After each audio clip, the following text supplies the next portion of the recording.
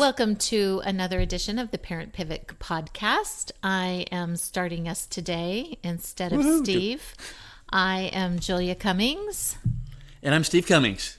And usually Steve kicks it off to me because I've got the idea of what I want to talk about, and then we kind of wing it from there. Every once in a while I have a good idea. So Steve has something that he really is on his heart today and wants to share.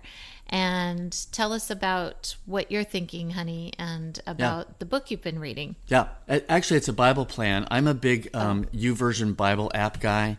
I've been, my Jesus time, I get up in the morning and I go for my walk and things like that. Come and sit on my porch, have my cup of coffee, and I'm usually scrolling through and doing a bunch of Bible plans. And I came across this one I've been doing this last week. And if you're on the YouVersion Bible app, it is titled Called to Influence. And the subtitle is Cultivating Emotional Maturity or Emotional Intelligence. And the first question is like, okay, why is that important for parents of adult children? And I felt like, well, in order to do a good pivot from parenting to partnering, we have to take a step back and hit that pause button. I mean, it goes back to one of our very first podcasts. If you look in our library and go back to hit the pause button, I got to hit the pause button going because I can't effectively shift to a partner if I have not taken an inventory of my own emotional well-being, because I need to be aware of different things. There's different things that happen in a day where I'm triggered. We've talked about what triggers are. Triggers are just things that your brain reminds you of that take you back to the past, and all of a sudden we're reacting. We've talked about that. And we get stressed out. We're kind of out of balance. And so I was reading this Bible plan. I highly recommend it. It's 5 days worth. And I thought, hey, this would be great to talk to our parents of adult children audience. Yeah. Because as we learn this and as we come into balance with our own emotional well-being, we get to model it for our adult children. Right. And if you have younger children as well. Exactly. And grandchildren exactly. even. And with everything in life, what I love about our marriage that we have always strived for, whether it's been our relationship, our friendships, our own relationship with our own kids, is balance. Yeah. You've got people on one end of a spectrum, whatever that is on whatever issue, and then all the way on the other side. And we'll look at those and go, you know what, they both have value, but where's the balance? Where's the tension between... Sometimes they're both extremes. They're both extremes and things like that. So this is about balance. This is about having a greater balance and build into your life. So there's 14 different ideas on here, and the first one says... Wait, can I interrupt you? You can. So who's the author of this? So they get all the credit. Well, we want them to get all the credit. And when I open up the Bible plan, it basically says this is... I'd like to thank Malcolm Down Publishing for providing this plan. And you can go to calledtoinfluence.com. Okay. It is their content. We're giving them full credit. Okay. We're just agreeing with it and passing it on. Okay. So here's well. I loved what they were doing. I went, hey, we've got to talk to our audience that way. So here's the first one. And again, we're coming from the Christian worldview perspectives, but this is great for any parents of adult children. The principles exist no matter what. Prioritize your time with God to share joys and disappointments and hear his loving affirmation over you. I think a lot of times I've struggled with, I'm always just thinking about the disappointments, the things that worry me, the things that stress me. And it's like, we need to make that a priority. I don't know about you, but I get up and start my day, and I just have conversations with him, and sharing the joys. I mean, one thing I learned recently is that anxiety and gratitude cannot coexist in your heart at the same time. So when you're worried about all those disappointments and stressors, that's the time to go, hey, I need to be intentional about this. This is where balance comes in. And I need to share with God the joys that are happening. Like I'm sitting on the porch going, hey, I just had my physical the other day. I'm in good health. That's going great. All of our kids are healthy. There's nothing major going on. I'm hearing birds sing and geese honk at me and deer walk by. Those are great things. So prioritize that. Number 2, list and celebrate successes alongside thanking God. I think sometimes we look at what hasn't been done as opposed to what has been done. I always tell the men who meet on my porch, and they'll go, gosh, life has been so tough, and they're down and they're disappointed, and I get that. But I always want to sit there and say, hey, wait a minute. You're in the forest looking through the trees. Yeah. I have this perspective up above. I go, do you want to know where you were a year ago? oh my gosh, let's talk about it. And as I explain to them, hey, here's what's going on. You've had this success and this and this. I think a lot of times we want to have this huge success, and if we don't reach it because our expectations are so high, then we feel disappointed and it hasn't happened. Right. But look back over your life over the last 6 months, the last year, and going, hey, there have been some successes. Celebrate those and thank God for them. And oftentimes, when we hear the word success, we automatically think finances, right, for some reason. Right. So there are a lot of different successes in life, different things that are successful. Like for you, you talked about your health. Right. That's a success. Yes, I have a wife who gets on me about my eating habits. At our age, to have good health is a success. Right. So it's stuff like that. But, even financially, we have a tendency to look at what we don't have. And if we look at our income versus what it was 20 years ago or something, we're going, wow. Or we compare it to someone else's income. Exactly. They've got this and we have that, and they've been. You're going to drive yourself nuts and straight in the ground. So there are always going to be people better and always people worse. Right. So number 2, list and celebrate successes alongside thanking God. Number 3, list and celebrate what you are grateful for every day to cultivate a heart of gratitude, believing that God is good even when we face difficult times. That's a hard one, only because we only think God's good if He answers prayer the way I think He should. Mm-hmm. Yeah. It's like, God, you're not doing it right. Why didn't you heal some so-and-so of cancer? Why didn't you do this? Why didn't you provide that job? Why this? And we get our panties and boxers in a wad, and God isn't good. That's a lie. So first of all, recognize that's a lie from the pit of hell. And as a beloved son and daughter, you get to tell Satan where to go. Yeah. Okay? Because we're royalty and we belong to Him. So cultivate a heart of gratitude. God is good all the time. He's always at work, whether we feel it, notice it, or not. Because this too shall pass, and we look back and go, oh, wow, it didn't turn out like I thought it was. So that's what number 3 is. Number 4, respond to the chatterbox voice lies. In other words, those lies that come in our head, it's just like a chatterbox. Hey, you're not enough. Hey, you're not good. Hey, you should have done it this way. Hey, this, hey, that. Or if you would have done this, then that would have happened. That is like a chatterbox of non-stop lies. And here's the bottom line. When you hear that, our response should be request denied, and replace that with a positive truth. I am enough. I am seen. I am loved. And things like that. Yeah. So that is key, because that intentionally changes our mindset, and that also affects our emotions, because our emotions are flowing out of our thoughts. Yeah. So if I'm believing lies and thinking lies, my emotions kick in. So 4 is important. Can I interrupt for a second? Of course. So one of the things that our kids kind of taught us through their own experiences is the idea of going to the mirror. Right. And so I want to bring that up just because that's a perfect opportunity. And the thought is, there is power in our words. Absolutely. If they're negative, there's power in our words. If they're positive, there's power in our words. So when you have negative thoughts, the idea of going to the mirror is going to your mirror, looking at yourself in the mirror, and saying out loud truths about yourself. Right.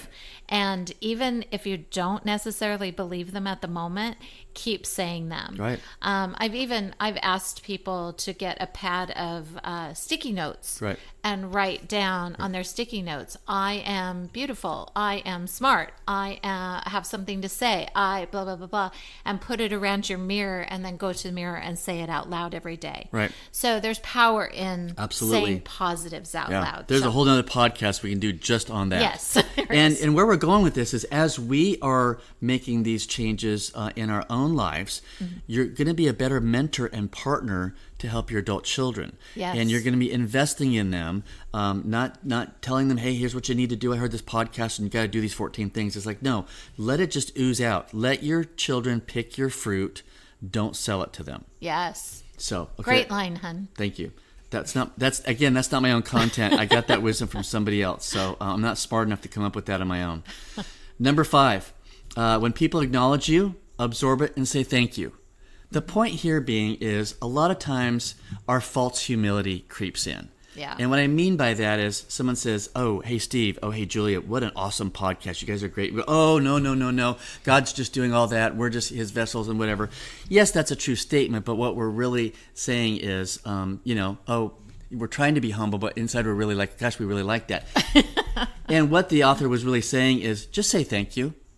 That's all we have to do. And just, you stay in the background. You don't have to shine the light on yourself. God sees you. And I think sometimes we want to be able to, I've really felt like it lately. I've heard a lot of hurt and pain. We were with some friends last night, and they were sharing about their daughter-in-law or somebody, and I thought, gosh, I'm really hearing a heartache that says, I want to be seen. We all want to be seen by our parents, by our Father in heaven. And so that's where that one kind of comes from, is just say thank you. And don't self-deprecate with it. Exactly. I think that was the key. You're right. Yes, don't self-deprecate. Just say thank you. Yeah, and be done with it. Number 6, don't compare yourself to others. You are unique, so run your race as God intended rather than trying to run someone else's. Yeah, amen. Once we can get our heart around that one and realize that, again, we're looking around. So-and-so's got a bigger house. So-and-so makes more money. These people get to travel. These kids all love Jesus. My kids don't. Whatever the comparison is, it's like God has a different story within his story for you. Yeah. And a different trajectory. And the same thing for our adult kids. He's got the same thing. So everybody's got a unique race to run. That's number 6. I'm looking to see if you want to interrupt me. No. Okay, nope, moving I'm on. good. Number 7. Number 7, be honest and authentic with your thoughts and feelings. Okay? Masks push people away, whereas being real with people enables them to come closer. That's a whole podcast. We can do in fact, we probably will do that. But I mean, being honest and authentic with your adult children, with your husband, with your wife, practice doing that. And again, we've talked about this before. I don't have to agree with how you're feeling. Right. I just have to validate that and see it from your perspective. And we've done podcasts on that before. But if you can take off the mask and say, you know what, we're all broken.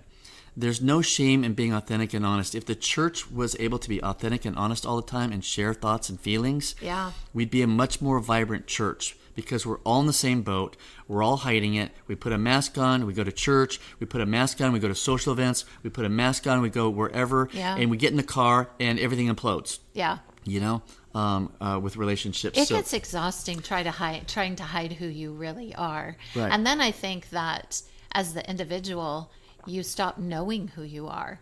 Right. Because you've lost it somewhere along the way, and you think it's not acceptable to share with people who you are. Well, and really what's happening, if you do a little bit deeper dive, and this is where I've spent a lot of time doing this, is the masks are our false self. Yeah. It's this persona that I'm creating that is not me. I want to present myself as this person who has their act together, or you name it, and I want you to like me. I don't want you to think less of me. I don't want to be the one that's like, if you really knew me, you wouldn't love me. Yeah. Whereas when we're authentic and real, guess what happens? People come closer because they find out, hey, you're a lot like me. I do the same thing. No way. You think the same way. There's deeper fellowship. There's deeper intimacy. I can see you. I know you. And the better we can work on this as partners, and then you're going to be able to draw your adult children in. And again, none of this is like, I'm doing this to get closer to them. It's like, as we become more emotionally mature and have a higher EQ, things around us are just going to start to flourish around us, because we're not going to be worried and thinking about, I'm concerned about what someone else thinks. It's like, why do I care so much? I'll never see those people ever again. Yeah. So anyway, that was number 7. Number 8, learn to say no rather than being over-allowing to others. Okay. Can you explain I think further? So. Yeah. Or what your thought is on that? Yeah. Basically, it's having good boundaries with yourself. We don't have to say yes to everything. Right. If somebody asks us to do something, if that's not something in your comfort zone, your sweet spot, or that you can do, it's okay to say no. Yeah. Again, it goes back to being authentic, but don't allow others to just overuse you and be a doormat. Be who you are. And it doesn't even necessarily have to be a doormat. It's knowing what your limitations are. Right. Like, I remember being a younger mom, and, I had 4 kids in 5.5 years. I was a tired mom. And I remember looking at other moms who were involved with everything, and they seemed so energetic to me. And you compared yourself probably. To a certain degree, but I knew myself well enough to know that I couldn't be them. Right. Like, I knew my limitations, Right. and I knew I couldn't say yes to everything. Right. And I knew my kids ultimately would suffer if I said yes to everything. Right. Because I'd have nothing left for them. Right. And I don't know if that was going on in the other homes of these women that I'm looking at. They Right. may have maintained that level of energy. I don't know.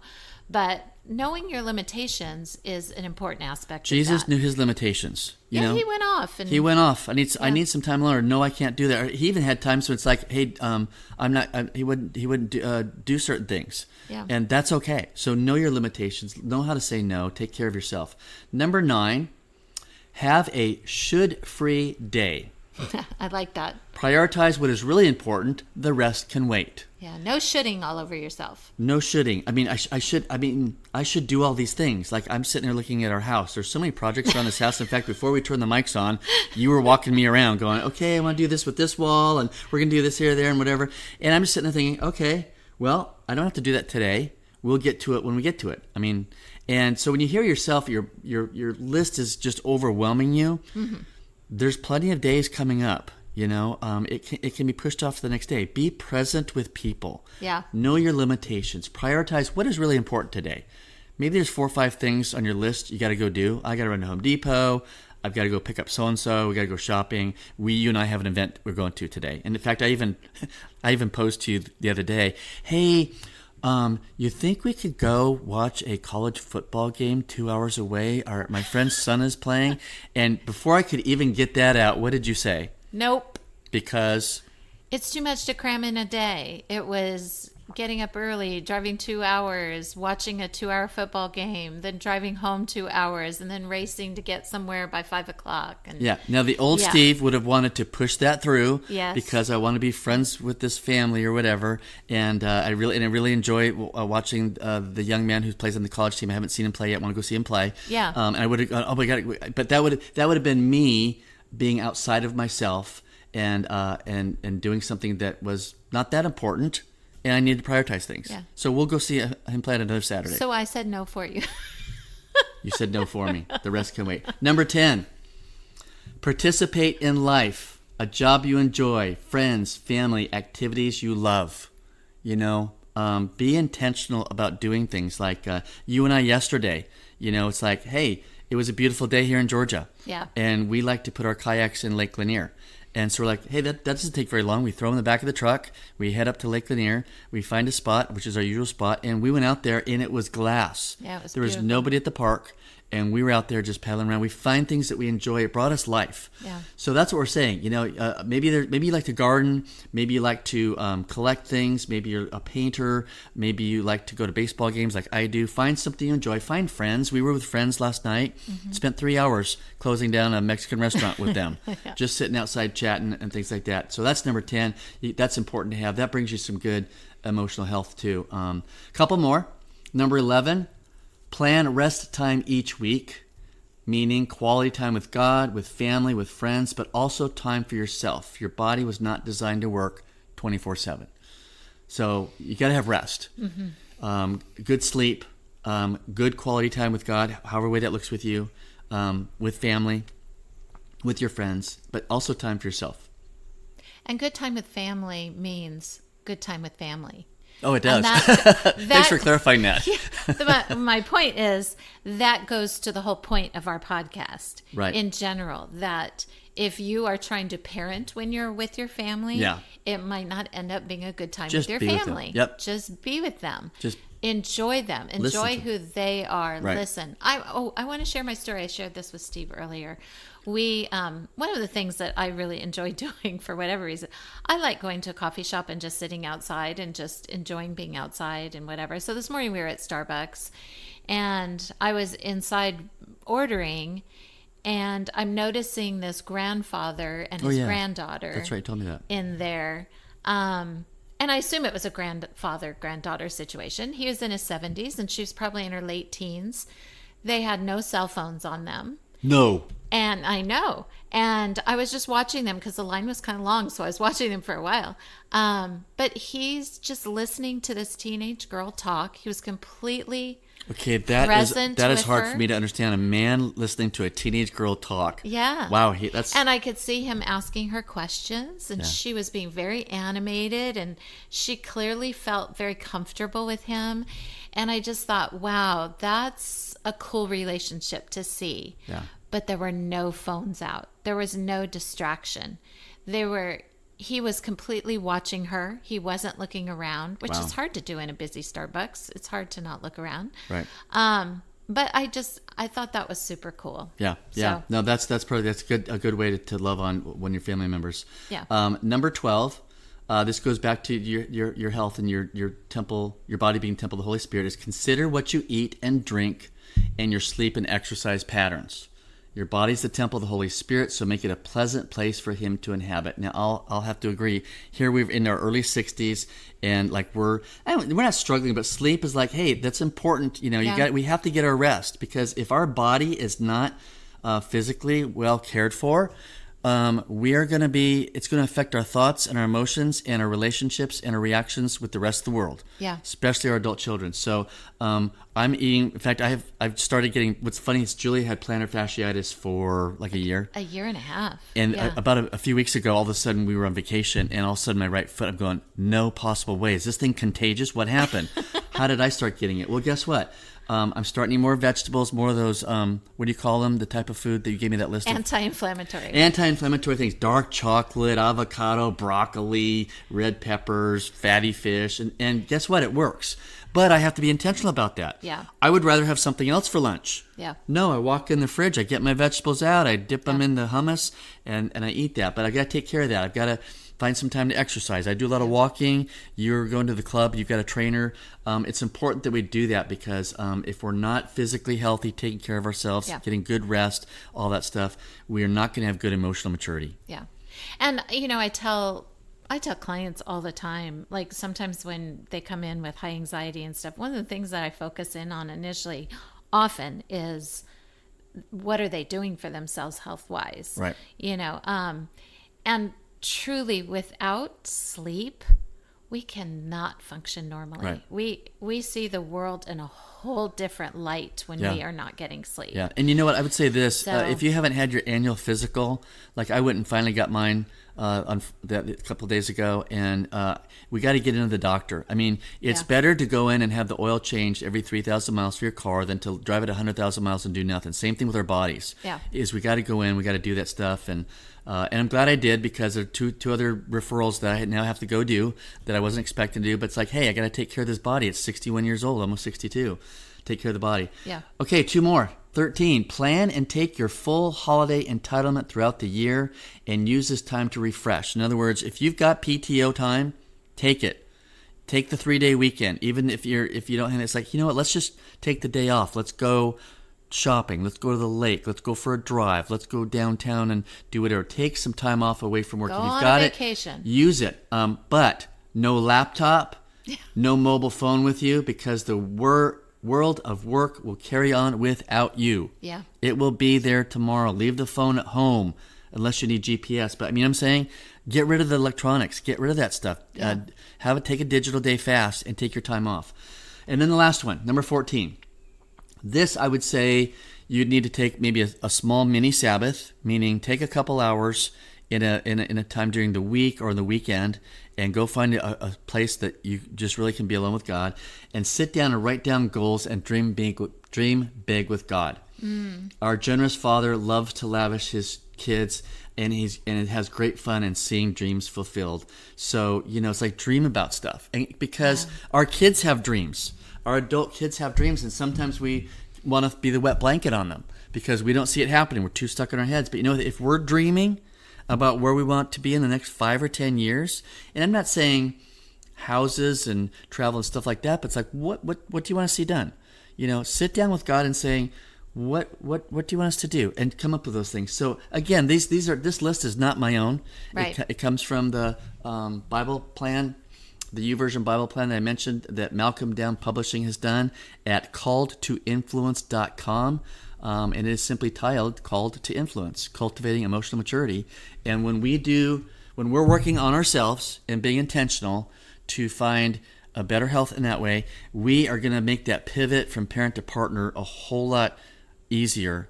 And our kids are going to go, what has gotten into mom and dad? Yeah. And it's going to draw them toward you. I mean, I sent a picture to our kids in our text thread, which we affectionately called Fam Bam, of a picture of you and I on the lake. Guess what? They all looked at it and loved it. It's like, look at my parents, 60-some years old, putting their kayaks in the lake. Yeah. You know, we have our own life, and it draws them and keeps them in a relationship. Yeah. Can we go back to a couple of those? Can you open that back up? Yes. Because I had thoughts, but I didn't say them. Oh, okay. What was number 7 again? Number 7, be honest and authentic with your thoughts and feelings. Masks push people away. Yeah. And it doesn't, the thoughts and feelings part, it doesn't have to be, well, it is your feelings, but it's being truthful about who you are, about maybe what you struggle with, about, just being honest about your life. I remember once telling our youngest son and my nephew a story. Actually, it was my youngest son and his wife, telling them a story about something that happened in my home as a child. And Jackson's eyes lit up and said, Mom, you've never told me that story. And so many things would have made sense to me if you had told me that story a long time ago. Yeah, I've got the similar thing and with my mom. You have the same thing with your parents, where you have found some things out and gone, holy cow, I wish I had known that. Like some things would have made more sense to me. Exactly. It's like I know you now better because that piece of information in my narrative now changes maybe how they experience you and stuff. And same thing happened with me in my life. It's like, wow, Mom, if I had known that 40 years ago, that would have explained a whole lot. It would have given me more understanding, more compassion. Yeah. And I think a lot of times the evil one is like, no, don't say that, because if you tell them all that, then and again, shame comes. Let's say it's maybe something you don't feel good about, but it's hiding something. It's like, this is who I am, and this event happened or whatever, and things. And it's like, wow, it will draw others closer to you. It provides information in their narrative of their worldview of you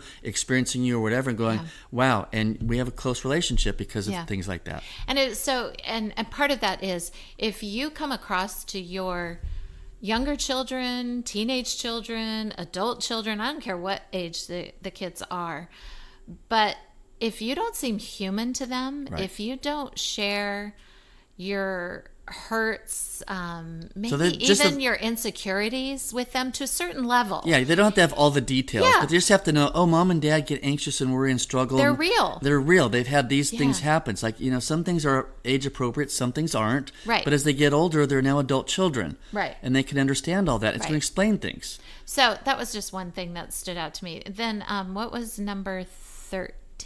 13 was plan and take your holiday entitlement throughout the year and use the time to refresh. No laptop, mobile phone. Oh, I was going to tell the story of, we just got back from vacation. Yeah.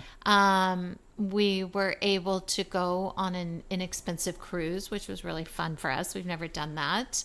But you had to buy Wi-Fi. So one of us got Wi-Fi, the other didn't. We'll let you guess who that was.